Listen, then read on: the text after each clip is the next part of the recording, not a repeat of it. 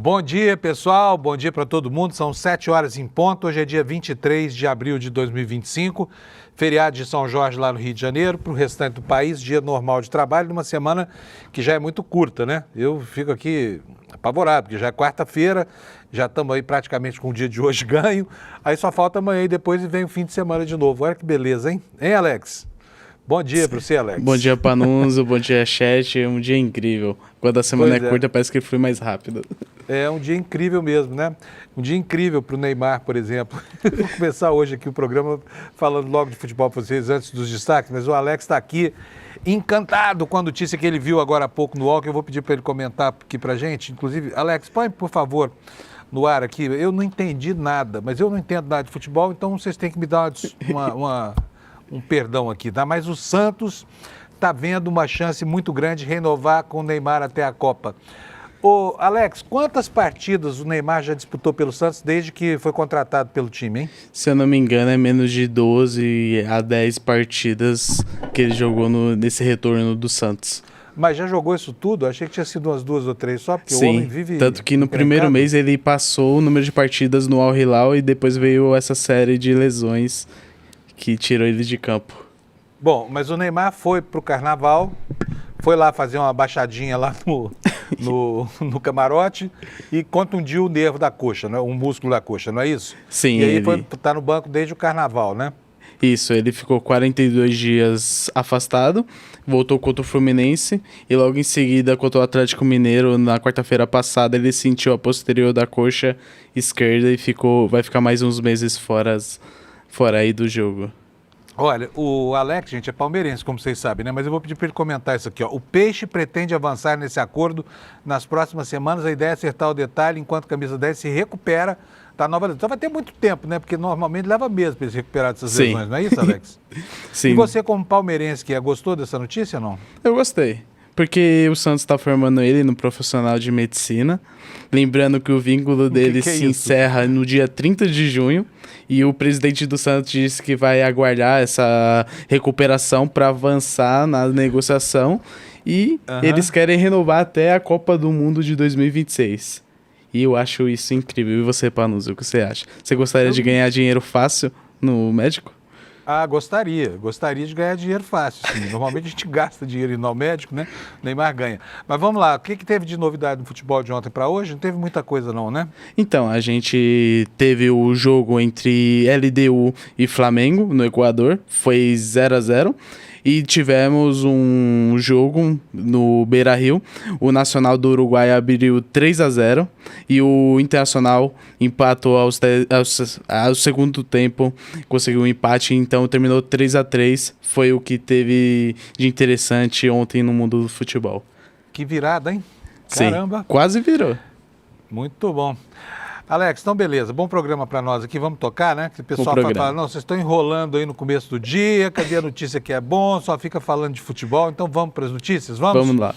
Vamos começar mostrando aqui para o pessoal os destaques no site do ICL, como a gente faz todo dia para abrir o nosso noticiário aqui. E a manchete, óbvia, né? Hoje, aposto que você, quando levantou da cama, já intuiu que ao abrir o seu celular ou a sua TV aqui para nos assistir, você ia se deparar com essa manchete. E tá aí, olha, mais uma unanimidade lá na primeira turma do Supremo. Por 5-0, o Supremo tornou réus os 6 denunciados do Núcleo 2, cuja admissibilidade foi julgada ontem, por tentativa de golpe, né? E eu quero lembrar aqui que ontem nós vivemos um espetáculo. Foi muito rápido o julgamento ontem. Não vão ser nem necessárias as 3 sessões que o Supremo tinha reservado, porque ontem mesmo os ministros já apresentaram seus votos. Alguns ministros, por exemplo, o Fux, foi tão rápido o voto dele que eu estava acompanhando a sessão, pisquei e perdi. Foi assim, acompanha o relator. E pronto, já estava resolvido lá o voto do Fux. Flávio Dino também foi super econômico. A única ministra que se estendeu um pouquinho mais foi a Carmen Lúcia, que, aliás, teve um comportamento espetacular ontem, hein? O Alex, sabe o que ela falou? O quê? Os advogados ontem abusaram da retórica, né?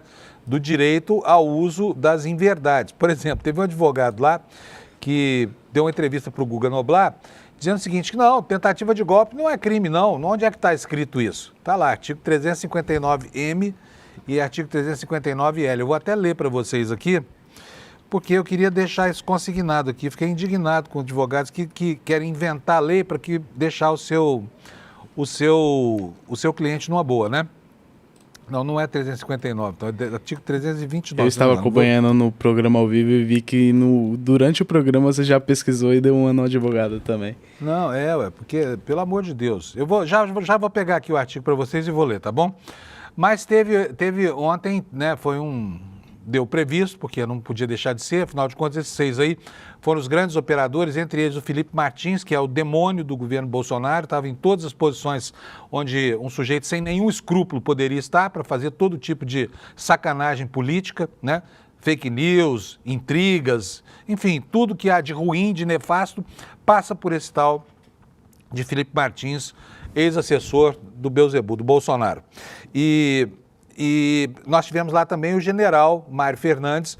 Quem é o general Mário Fernandes? O general Mário Fernandes é aquele que se auto-imbuiu o papel de assassino virtual do presidente Lula, do vice-presidente Alckmin e do ministro Alexandre de Moraes. Era ele o homem das maldades, que mobilizou lá oficiais do batalhão de Goiânia, onde ficam lá os kids pretos, né? Mobilizou veículos, mobilizou armamentos e veio para Brasília para fazer uma tocaia para o ministro Alexandre de Moraes. Quebrou a cara, por quê? Porque o mestre dessa história toda, como as provas sobejamente demonstram, Jair Messias Bolsonaro, piscou na hora H, porque não teve coragem, faltou a ele a coragem, né, que todo golpista precisa ter para perpetrar um golpe de Estado. Então, o julgamento de ontem foi bom. Até agora nós já temos 9 mais 5, temos 14 suspeitos transformados em réus, por unanimidade, situação dificílima perante o Supremo Tribunal Federal. E os advogados, eu fico vendo aqui o desfile pensando só nos honorários, entendeu? Porque o que importa nesse caso parece ser mais o que vai ser pago para eles do que o que vai ser decidido pelos seus clientes, né? Os advogados muito empenhados mesmo em tentar transferir culpa para os outros. É um jogo de empurra. Sabe aquela dança das cadeias? Ah, não, meu cliente tem nada a ver com isso, então tira ele. Mas ninguém nega a tentativa de golpe de Estado. Não é impressionante? Já tivemos 2 sessões de julgamento lá e até agora ninguém negou a ocorrência do fato gerador dessa situação toda, que é a tentativa de golpe de Estado. Ninguém mesmo nega. Então vamos voltar aqui para o site do... Eu estou devendo para vocês o artigo do Código Penal, eu sei, tá? Já vou falar. Temos aqui então a manchete principal do nosso site, que você já viu, né? Por 5-0, o Supremo tornou mais 6 denunciados réus por tentativa de golpe. E aqui, olha, num destaque abaixo dessa retranca, dessa notícia, nós temos aqui a informação de que esse processo contra os golpistas pode aumentar a rejeição à anistia. Quem é que diz isso? Olha, é o professor de História Moderna da América Latina e História Cultural do Brasil na Universidade Brown, nos Estados Unidos. Ele se chama James Green, brasilianista, né?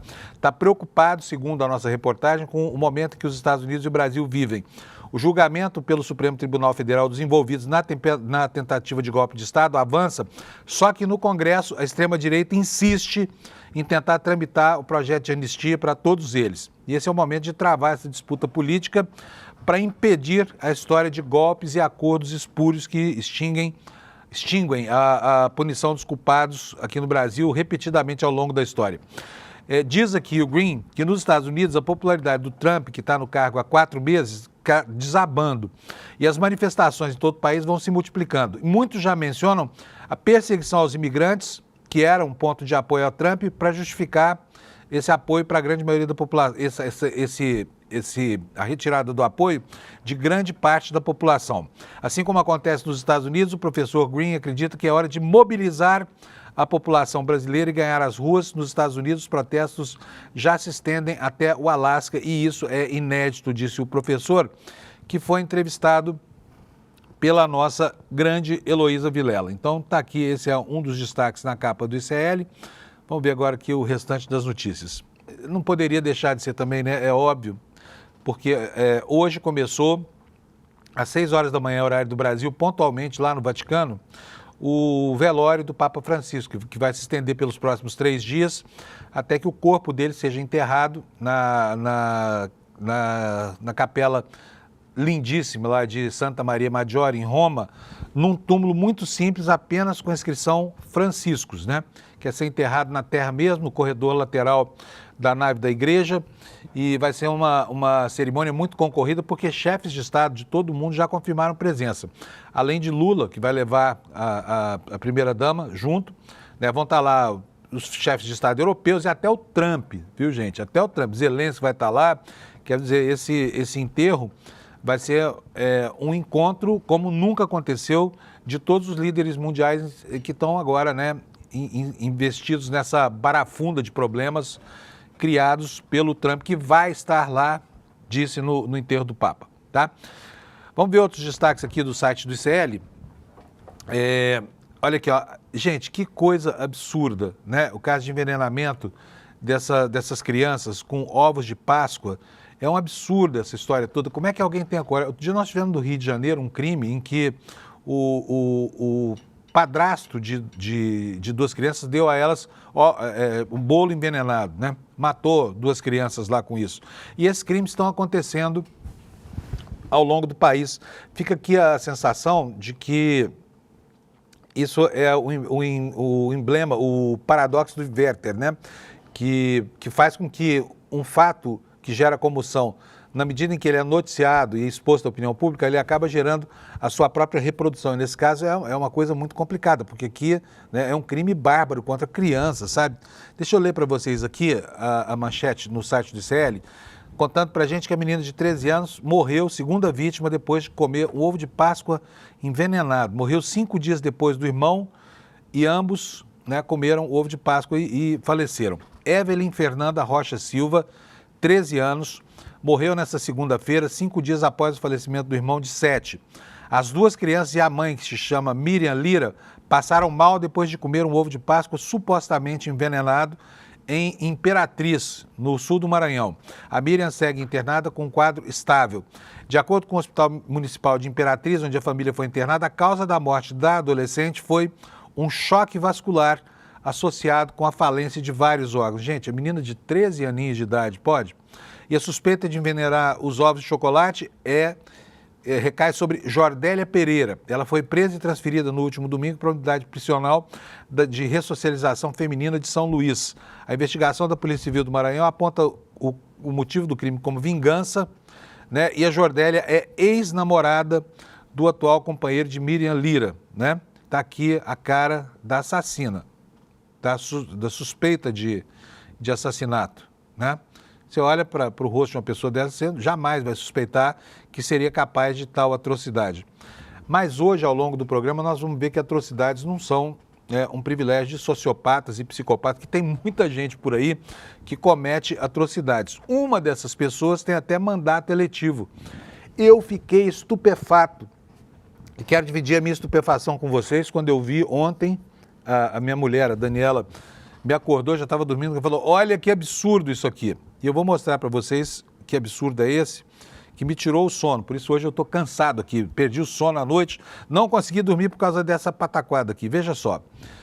Põe na tela para gente, Alex, por favor. Isso aí é uma tuitada de uma vereadora chamada Mariana Lescano, não sei se é. Vereadora lá em Porto Alegre, tá? Isso aí é essa mulher que não tem, mas completamente desprovida de qualquer tipo de bom senso, né? Resolveu comemorar a morte do Papa. E essa mulher tem um mandato eletivo. É um troglodita desse como o Geyer e outros mais, né? Nicolas Figueiredo, gente que triunfa sobre o mal em si, sobre o mal puro, que é nutrida pela própria perversidade, né?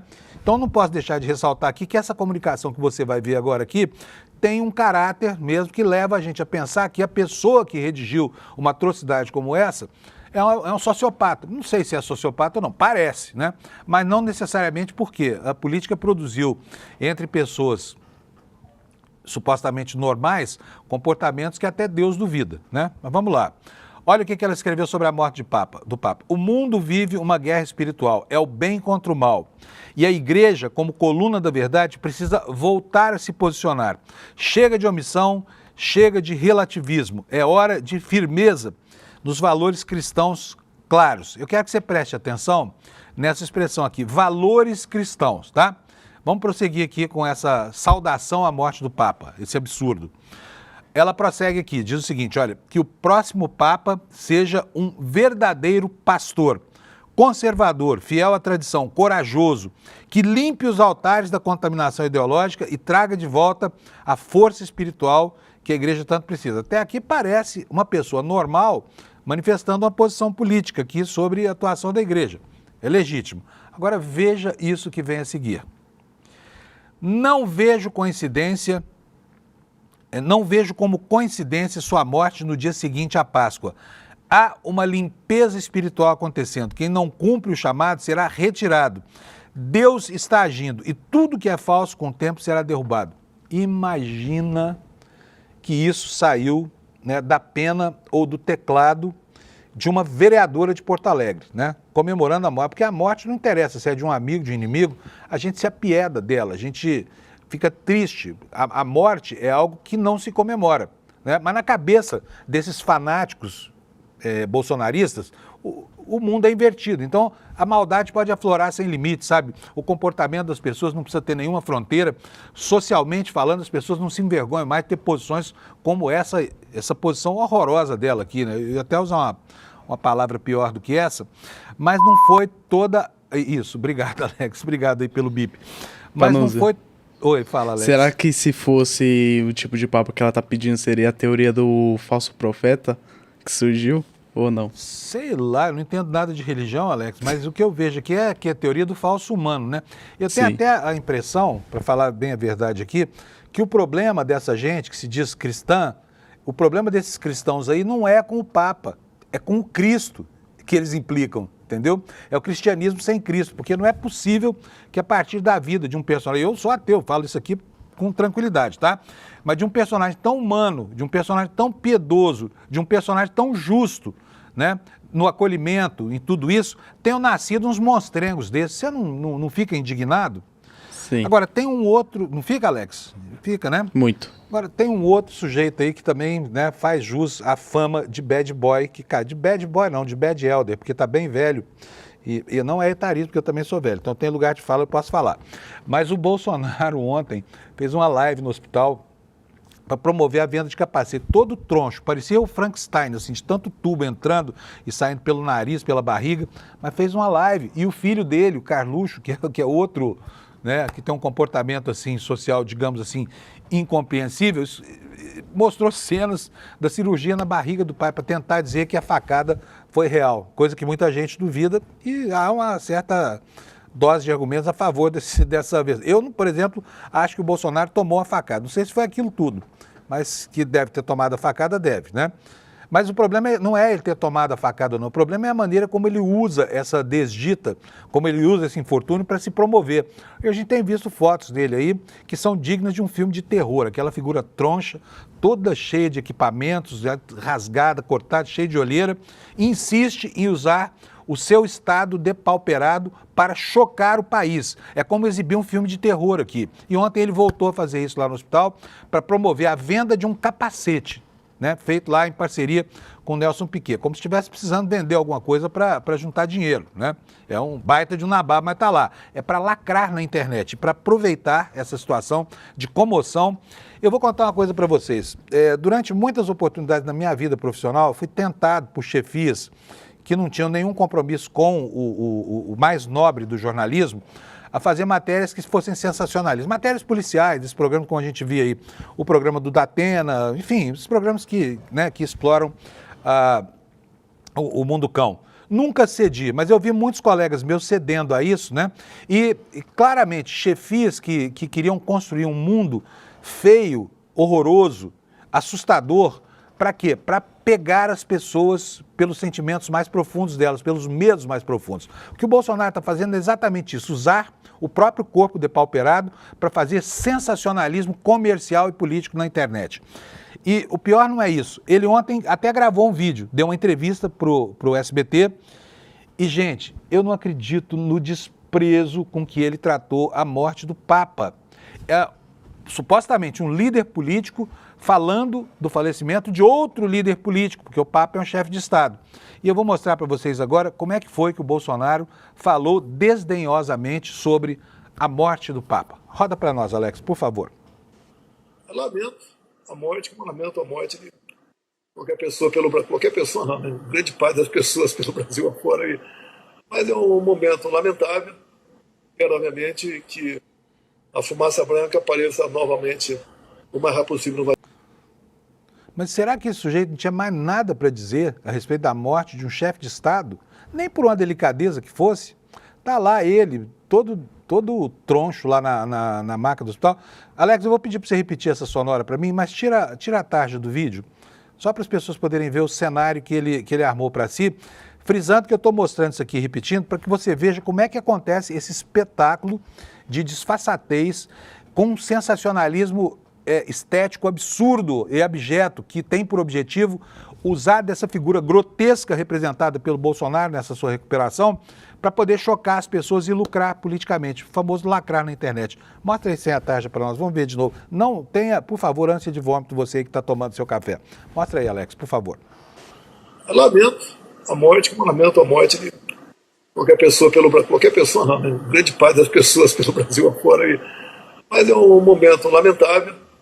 Quero, obviamente, que a fumaça branca apareça novamente o mais rápido possível no. Será possível que não tinha mais nada para falar, hein, Alex? Você Sim. gostou dessa manifestação dele, não? Eu adorei. Eu gostei também da fisionomia do ambiente onde ele está para dar uma entrevista. Pois é. Incrível. Essa é a vida, né? Bom, gente, vamos continuar aqui. Então, a gente já viu aqui os destaques na capa do ICL. Deixa eu ver se tem mais alguma coisa aqui que interessa que eu não noticiei para vocês. Olha, nós temos aqui em São Paulo a desocupação da favela do Moinho, uma operação muito truculenta, patrocinada pelo vereador do estado de São Paulo. A favela do Moinho fica incrustada numa região muito próxima ao centro da cidade, na Zona Oeste, enfim, era um lugar de concentração de traficantes, essa coisa toda, era dali que vinha a droga da cocaína, mas lá tem muita gente que mora ali há séculos, né? Era um pedaço, uma região onde passava o trem de ferro antigamente, e esse terreno, na medida em que foi abandonado pelas indústrias, acabou sendo ocupado por essas famílias que construíram lá uma das maiores favelas de São Paulo. E o Tarcísio, governador, resolveu desocupar a favela do Moinho. E nós temos aqui uma reportagem sobre... Olha, a truculência da polícia vem sendo denunciada pelos moradores o tempo todo. Mas nós temos aqui no site do ICL também uma reportagem contando em que condição essas famílias começam a deixar a favela do Moinho. Essa senhora que você está vendo aqui tem uma filha que tem uma traqueostomia, tá? E a polícia chegou lá com gás de pimenta. Imagina uma pessoa que está respirando, né, por uma mangueira aqui na traqueia e, de repente, ela é exposta a esse tipo de gás aí que é feito, né, bombas que são feitas para controle social e que tem uma ação muito ruim, né? São altamente irritantes, são agentes alergênicos. Ela se chama, a mãe de família se chama Bárbara Monique dos Santos, 28 anos. Ela foi um dos primeiros moradores da favela do Moinho a sair de lá, por quê? Com medo. Ela vive com o marido e duas filhas pequenas, uma delas de 6 anos, passou por uma traqueostomia, tem um canal no pescoço, diz a reportagem, para conseguir respirar. Em uma operação da Polícia Militar na última sexta, né, quando começou esse processo de desocupação, a menina entrou em contato com gás de pimenta e acabou tendo uma severa crise respiratória.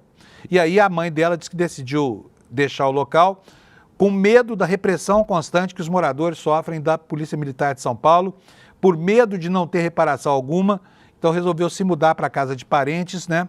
Enquanto a menina precisa de um hospital para ficar próximo para continuar o tratamento. Ela conta o seguinte, ó, a CDHU, que é a companhia de habitação aqui do município, chamou a gente em uma quarta-feira. O técnico falou que a gente teria até sexta da mesma semana para escolher entre sair ou não sair, senão a gente ficaria sem nada. É o jeito como a prefeitura trata nessa negociação. Parece o Trump, né, negociando com os inimigos ideológicos, aí, sempre com uma arma na cabeça. Ou sai, ou sai. Essa é a negociação.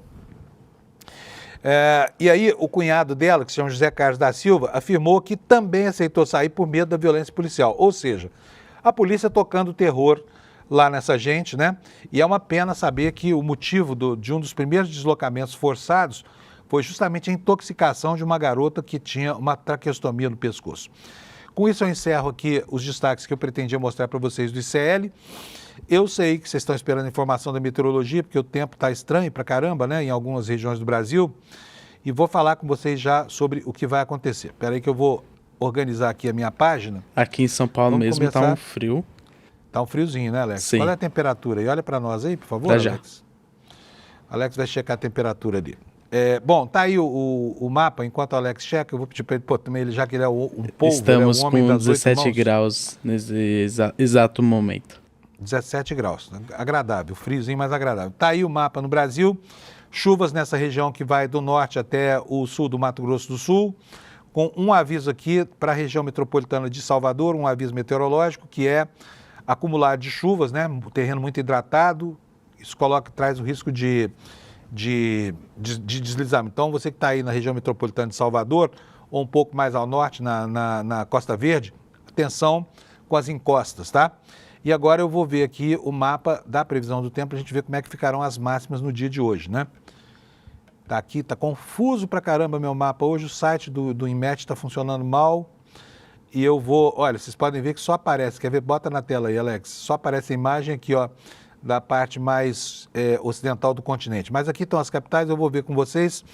Porto Alegre vai ter nuvens com 27 de máxima, Curitiba 26 também com nuvens, Florianópolis 26 também com nuvens, Curitiba com 25, 13 de mínima, São Paulo de 25 de máxima até 13 na madrugada, o Rio de Janeiro de 29 a 19, o pessoal lá está de cachecol na rua essa hora, Vitória tem 28 graus de máxima, terá, né, com mínima de 22, Belo Horizonte 26 graus de máxima, muitas nuvens, chuvas isoladas, Campo Grande 31 graus de máxima, Goiânia com 32, nuvens também, Brasília com muitas nuvens, o pessoal de lá já está vendo a hora de não ver mais a chuva, né? Até daqui a pouco, até, enfim, nos próximos dias as chuvas somem, só voltam lá para outubro, novembro, e vão deixar saudade.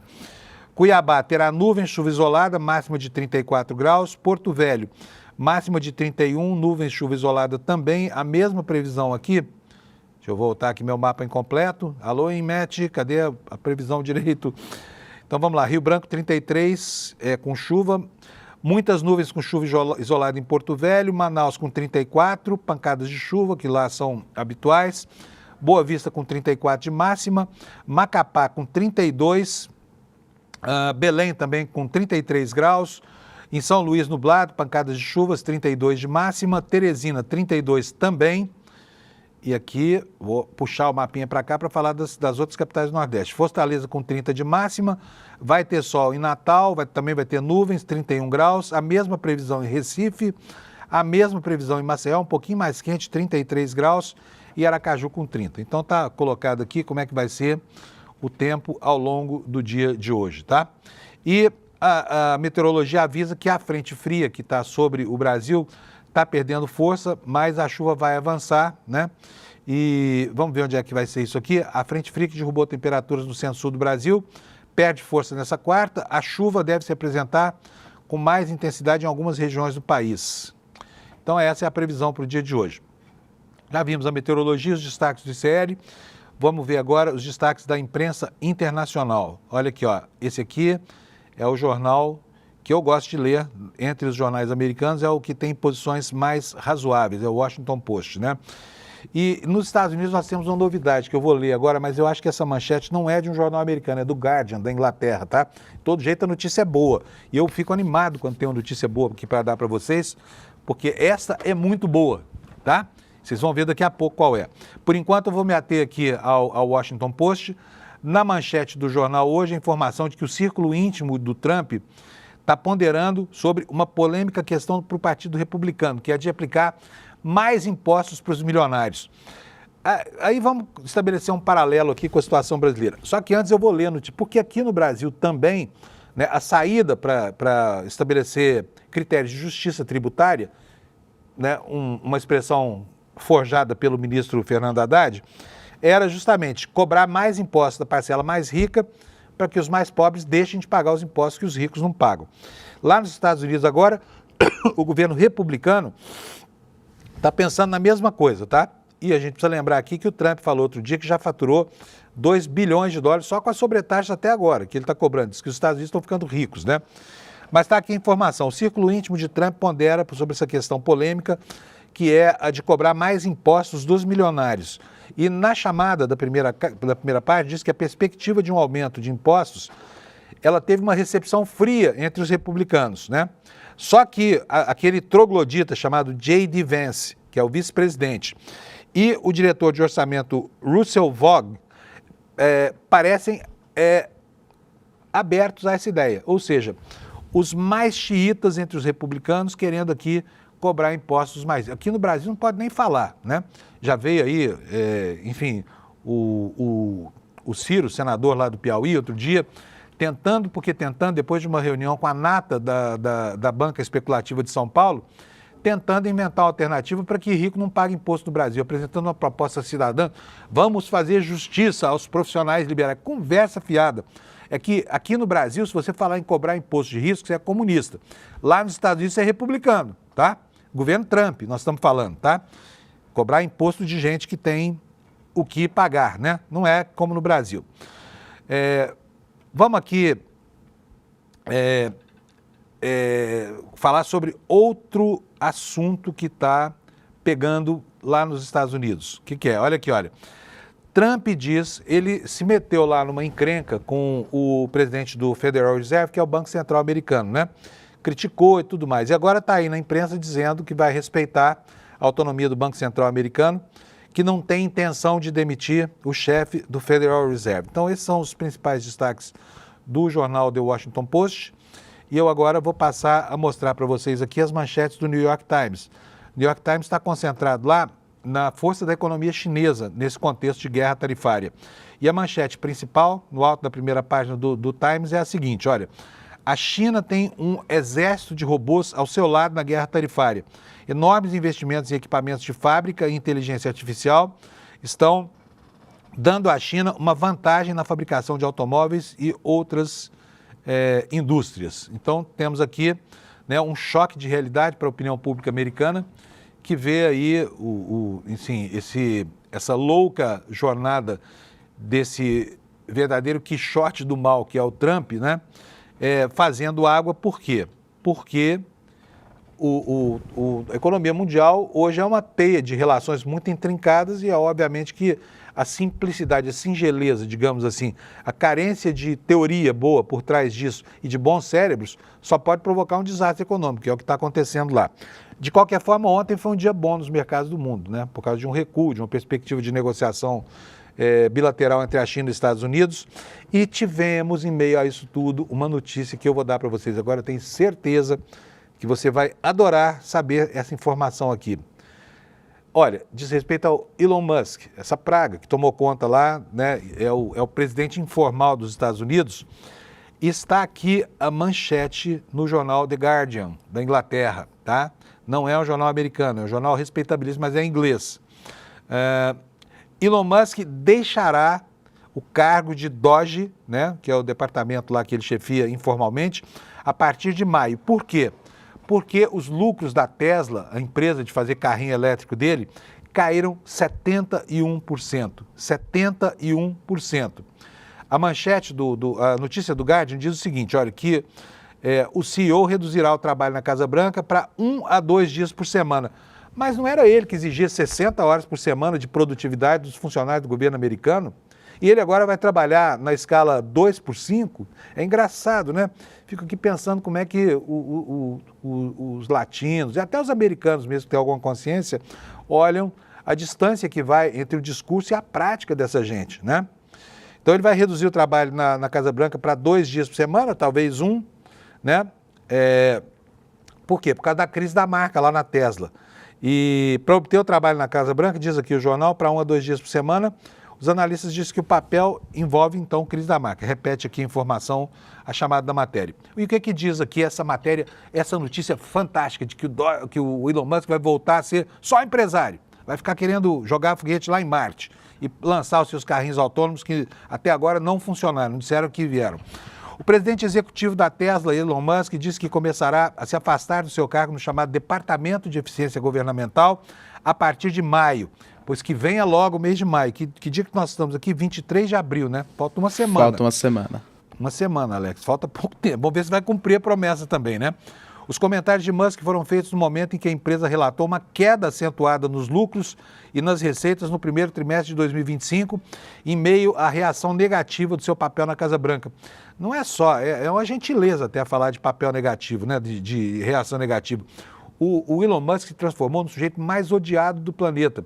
Por quê? Não bastasse a arrogância, a soberba, né, a maneira pouco educada, os preconceitos todos contra todo tipo de gente, ele ainda foi se enfiar com neonazistas ao redor do mundo, fazer o Sieg Heil, foi fazer palestra em conferência de partido nazista na Alemanha, da AfD. E aí, resultado, granjeou tanto ódio que a marca dele ficou contaminada, né? Tem gente defendendo aí, inclusive, um rebranding da Tesla, porque acha que ela não tem salvação, né? Primeiro porque as perspectivas que ele coloca, as perspectivas empresariais, são completamente malucas, né? São absolutamente inconsequentes do ponto de vista do planejamento mesmo. Ele prometeu, para 2 anos atrás, a venda de carros autônomos. Cadê os carros da Tesla autônomos? Não estão nas ruas de lugar nenhum do mundo. Ele prometeu que a gente iria, daqui a 2 anos, para Marte. Não há nenhuma perspectiva de que isso venha acontecer. Só acredita nisso quem crê demais em profecias estapafúrdias feitas por esse tipo de gente, sempre interessados em criar um ambiente de confusão na área da informação, tá? Segue aqui a matéria. O chefe executivo da Tesla disse que recebeu o recuar do seu papel no chamado Departamento de Eficiência do Governo a partir de maio. As observações de Musk ocorreram quando a empresa relatou uma queda global em lucros e receitas no primeiro trimestre de 2025, em meio à ocorrência contra o seu papel na Casa Branca, em meio a ocorrências, né, a manifestações contra o seu papel na Casa Branca. Em uma teleconferência com investidores, Musk disse que o trabalho necessário para colocar a casa financeira do governo em ordem já está quase concluído. Ele espalhou o caos na administração americana, né? E agora vai ter que botar a ordem no caos financeiro das suas próprias empresas. Então tá aí, pode comemorar, o demônio Trump vai sair do governo americano, não significa que perderá a influência sobre o presidente, mas pelo menos vai ficar mais longe, né? E a distância entre os dois ali é uma distância, digamos assim, sanitária, né? Porque os pensamentos de um e de outro, quando se encontram, provocam uma onda de pavor no mundo. Bom, você já tem a boa notícia, vamos voltar aqui para o plano da realidade da Terra, porque o Musk ameaçou sair, mas não saiu ainda, né?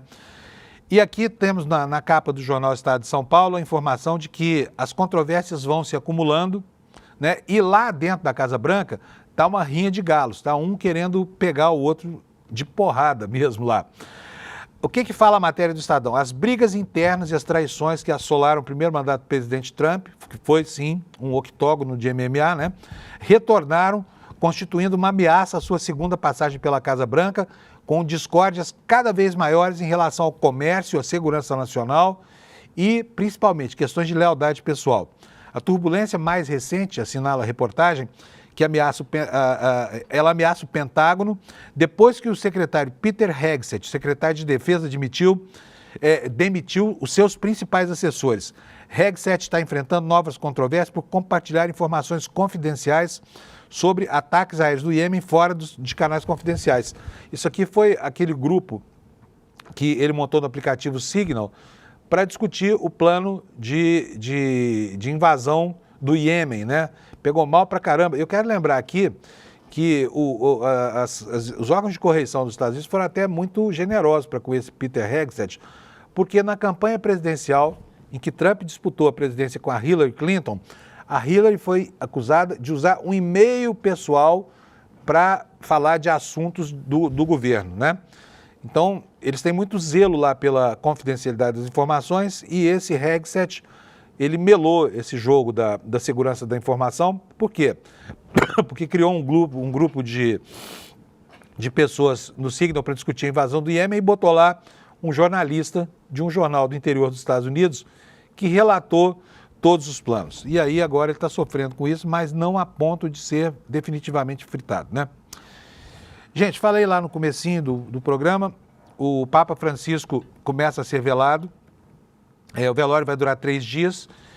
A visitação foi aberta por volta de 6 da manhã do horário do Brasil, 10 horas da manhã lá no horário da Itália.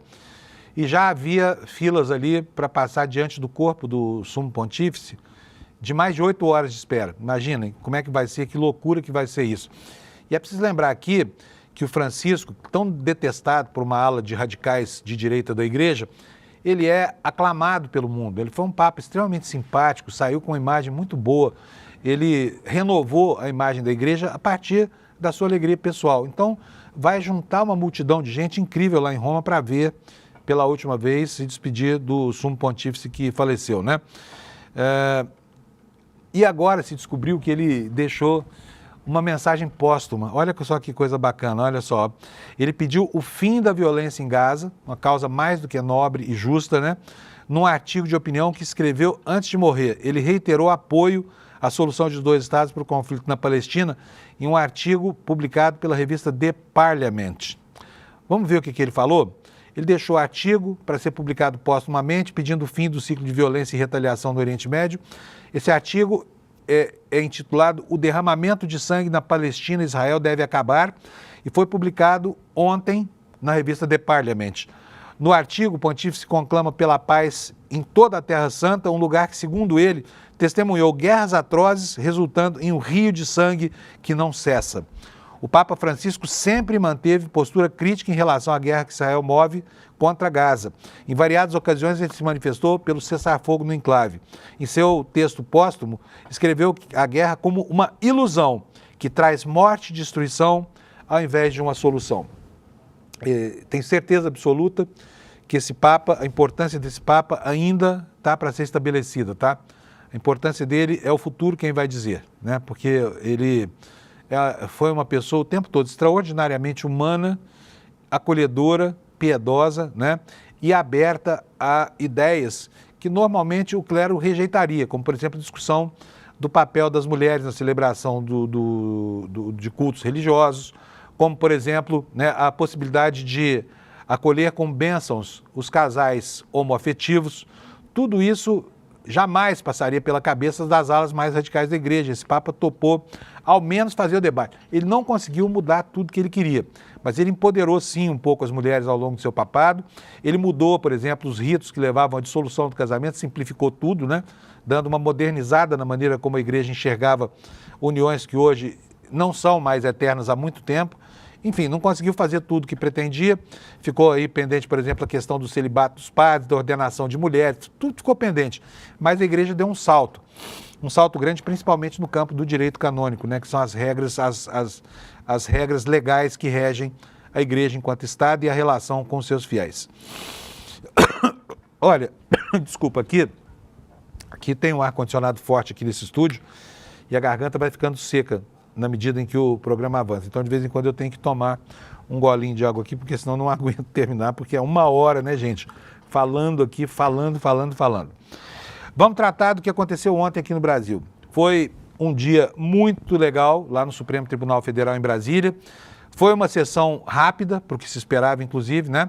Não vai ser necessário nem o horário que tinha sido reservado no dia de hoje para terminar, porque ontem já votaram lá o que tinha que ser votado e, por 5-0, a primeira turma do Supremo Tribunal Federal tornou réus mais 6 acusados de conspiração contra as instituições brasileiras. Tem aqui, olha, na capa do Brasil de Fato, a manchete que está aqui, olha, todos os réus, opa, volta aqui, minha filha. Todos réus. O Supremo Tribunal Federal aprova por unanimidade a abertura de sessão penal contra mais 6 pessoas por tentativa de golpe de Estado. Segundo a PGR, o Núcleo 2 era responsável pelo gerenciamento operacional do plano golpista, ou seja, era quem operava o plano golpista, né? E aqui na foto do Brasil de Fato, vocês veem aqui o plenário lá onde a primeira turma se reuniu, vendo os vídeos que o Alexandre de Moraes voltou a exibir, apesar das críticas que recebeu na outra sessão de julgamento, mostrando a materialidade da denúncia. Por quê? Porque os adversários os adversários da democracia tentam hoje, passados já 2 anos desse episódio aqui, pintar esse episódio do 8 de janeiro com outras cores, com cores mais amenas, né? Mas os vídeos estão aí para provar, e isso aqui é prova, segundo o ministro, da materialidade. Ele não usa como prova as imagens da destruição lá em Brasília provocada pelos bolsonaristas, né? Mas ele usa esse registro para fundamentar a sua decisão de pedir de aceitar a denúncia e transformar em réus esses 6 que ontem se sentaram lá no banco dos réus, figurativamente, tá? Por unanimidade, a primeira turma do Supremo Tribunal Federal decidiu nesta terça pela abertura de ação penal contra os 6 integrantes do chamado Núcleo 2 do Plano para um Golpe de Estado. Segundo a PGR, o grupo seria responsável pelo gerenciamento de ações para a consumação do golpe e atuava em instituições de segurança pública e militar. A lista dos novos réus inclui 2 delegados da Polícia Federal, Fernando de Souza Oliveira e Marília Ferreira de Alencar, né, que operavam isso a partir do Ministério da Justiça e da Secretaria de Segurança Pública do Distrito Federal, quando o Anderson Torres foi virar secretário lá para preparar o ambiente do golpe. Também o ex-assessor para assuntos internacionais da Presidência da República, Felipe Martins, e o coronel da reserva, Marcelo Câmara. E também o pior de todos, que é o general Mário Fernandes, e também o ex-diretor da Polícia Rodoviária Federal. O Mário Fernandes quem foi? Mário Fernandes é aquele sujeito que bolou o plano Punhal Verde e Amarelo, que tinha como objetivo promover os assassinatos do Lula, do Alckmin e sequestrar o Xandão, que chegou a botar a tropa dele na rua para consumar isso, e o que só não aconteceu porque o Bolsonaro, covarde que é, teve a atitude que dele se esperava, ou seja, ele ficou com medinho, se arrependeu da investida dele e deixou essa turma toda na mão. Todos os que se arriscaram por ele ficaram numa situação muito ruim, né? Então tá aí, Silvinei, o general Mário Fernandes, os 2 delegados da Polícia Federal, todo mundo muito encrencado a partir de ontem, vão enfrentar um julgamento dificílimo em que os advogados não contestam a ocorrência da tentativa de golpe, apenas dizem que os clientes deles não participaram. Ah, não, isso aí foi só o outro, meu cliente tinha nada a ver com isso aí. Então, um quer transferindo a responsabilidade para o outro, enfim, livrar o seu cliente lá da refrega, né, de ter que pagar por essa insurreição que não foi só tentada, que chegou a ser deflagrada e que só não funcionou por quê? Porque o chefe da trama é um covarde medroso que não teve coragem de bancar essa empreitada aí, tá? Agora, o que vai acontecer? Agora tem os outros dessa relação, né? Daqui a pouquinho nós vamos ver o que vai ser feito dos demais. Mas olha só, eu quero falar um pouquinho sobre outros assuntos, porque o tempo nosso está voando hoje, já são 7 horas e 47 minutos, ainda tem um monte de assuntos aqui, né? O Glauber Braga recorreu contra a cassação. Está aqui, outra vez, eu vou usar a matéria do Brasil de Fato para falar sobre isso com vocês, né? E o recurso é a Comissão de Constituição e Justiça da Câmara, e o processo, como se viu na negociação capitaneada pelo Hugo Mota, que aliás foi nota 10 nesse caso, hein? Haverá uma pausa de 60 dias. O tempo é o senhor, né? Da razão, o tempo tudo cura. Então espera-se que ao longo desses 60 dias o Congresso sare da sua vontade de sacanear uma pessoa que é um deputado extremamente atuante, porque foi humano e respondeu com um gesto de violência indevido, não estou defendendo a violência, mas tirou o sujeito que foi lá molestar a mãe dele, que estava acamada na beira da morte, né, deitada no leito de hospital, e o sujeito foi lá provocar o Glauber, como a gente viu, né? Então, o que a matéria aqui fala para a gente é o seguinte: o Glauber Braga apresentou recurso à CCJ da Câmara na noite de ontem, em reação ao processo que pede a cassação dele. O parlamentar questiona pontos do rito adotado pelo Conselho de Ética, que aprovou a perda do mandato no último dia 9, depois do voto do deputado Paulo Magalhães. Para o psolista, esse processo é resultado de perseguição política, supostamente orquestrada pelo ex-presidente da Câmara, Arthur Lira, de quem ele se considera inimigo. A imprensa, o pepista, tem negado constantemente a acusação, diz que ela é ilegítima. Braga, né, o nosso querido deputado cassado, futuramente cassado, espero que não aconteça, ele alega que, para a CCJ, que o processo teria falhas de ordem formal. Um dos argumentos é o de que, na sessão de aprovação do pedido de cassação, o relator anunciou a confecção do relatório, mas não o disponibilizou ao representado nem ao público. Os advogados alegam que a conduta fere a Constituição Federal, a Lei de Acesso à Informação, o regulamento do Conselho de Ética da Câmara. Este último estabelece que, após a conclusão da instituição processual e a entrega do parecer do relator, a Secretaria do Colegiado deve dividir o documento em duas partes, disponibilizando para divulgação apenas a primeira parte, formada pelo relatório, e a segunda, que consiste no voto do relator, ficará sob sigilo até sua leitura pública. Quer dizer, é uma alegação de um vício formal aqui, mas que abre campo para o que interessa mesmo, que é a negociação política que vai acontecer agora, né?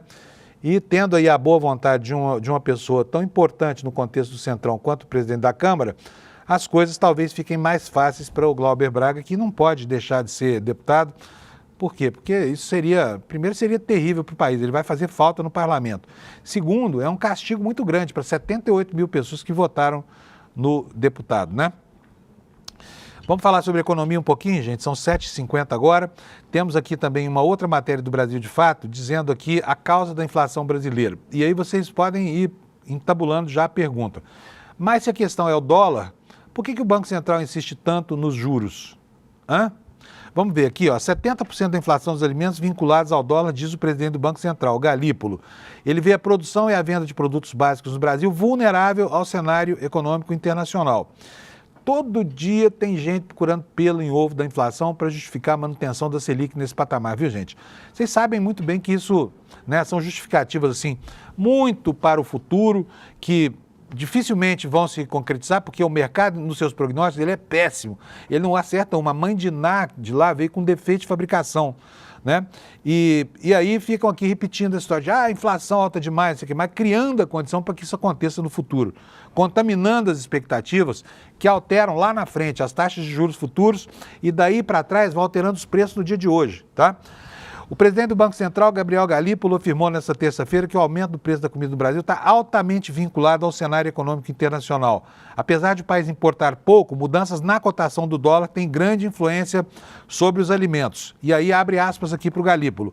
Cerca de 60% ou até 70% da produção de commodities e alimentos no país tem alguma correlação elevada com a taxa de câmbio, disse o economista em audiência na Comissão de Assuntos Econômicos do Senado. Em 2024, os alimentos subiram 7,69%, empurrando o Índice Nacional de Preços ao Consumidor, que chegou a 4,83%, ficando assim acima da meta estabelecida. Pouquinho, né? 0,33% acima da meta. E esse aumento gerou preocupação no governo, que anunciou a redução de impostos para importação de café, milho, azeite e outros produtos, né? Agora, paga-se esses produtos em dólar, então a importação, tendo um dólar supervalorizado como acontece hoje, não vai resolver o problema, né? No exterior, nós tivemos aí um encontro entre Lula e o Boric, lá do Chile. Eles se encontraram, assinaram acordos, aqui mais uma vez estou usando aqui a matéria do Brasil de Fato, defenderam o direito de escolher parceiros comerciais.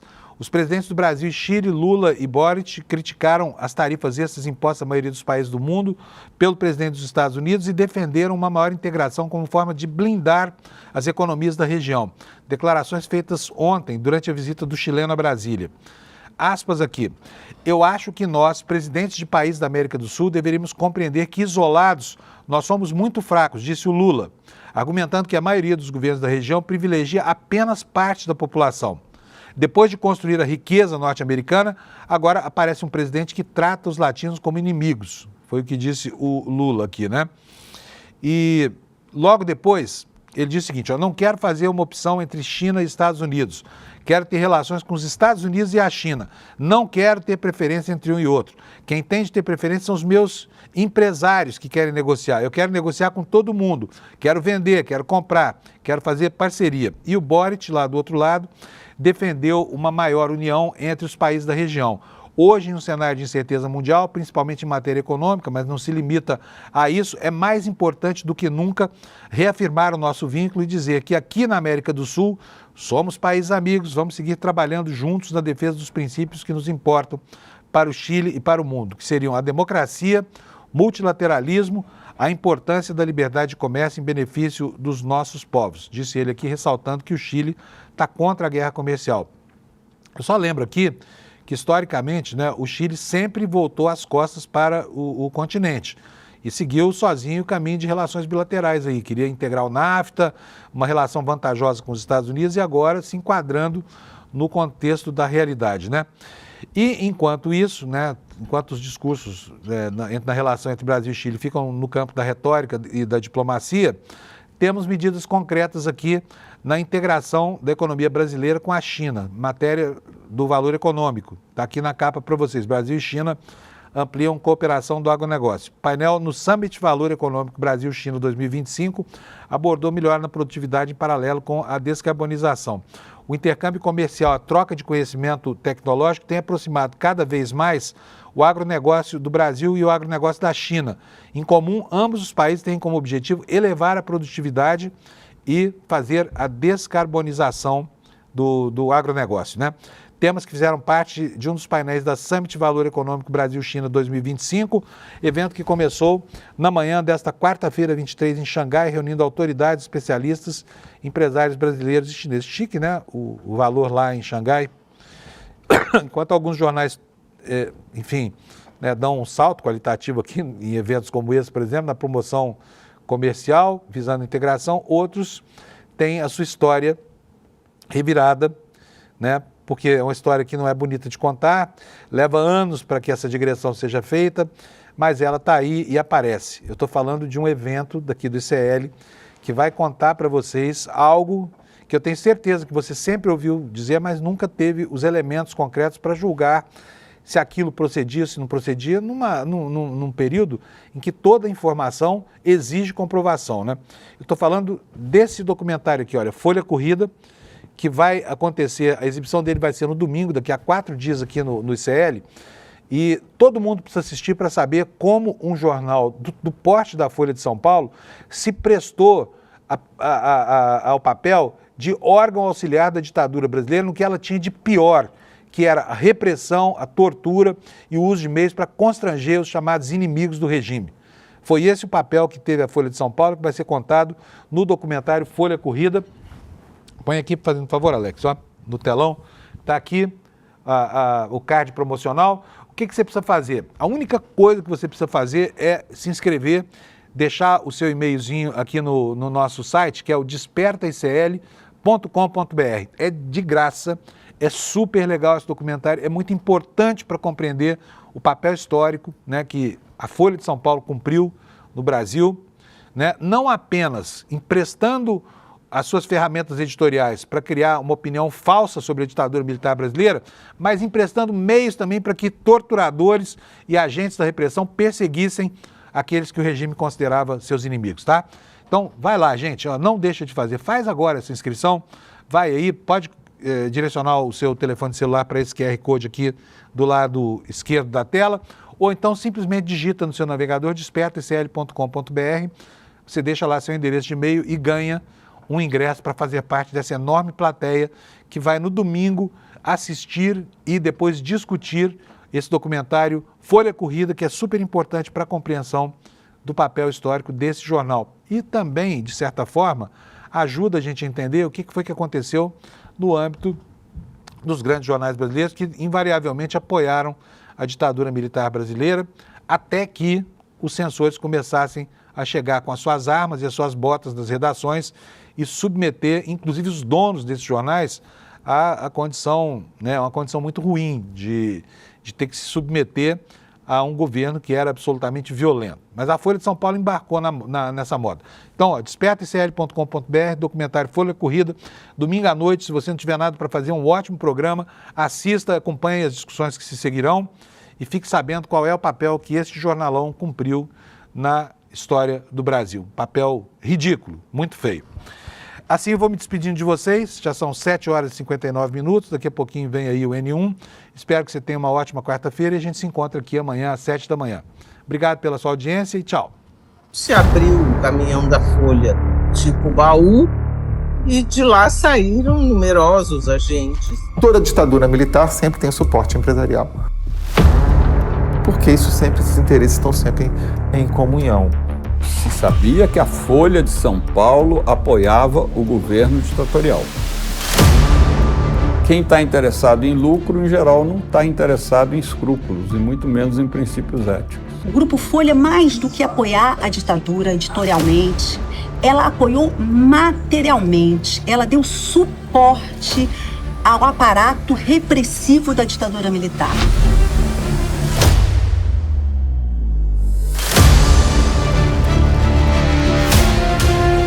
Era um jornal do doicode. Ninguém contou, eles falavam ali pela linha editorial, pelo jeito como eles tratavam as notícias referentes à repressão política. O pessoal da polícia chegava e punha o revólver em cima da mesa. Trabalhava com o revólver em cima da mesa.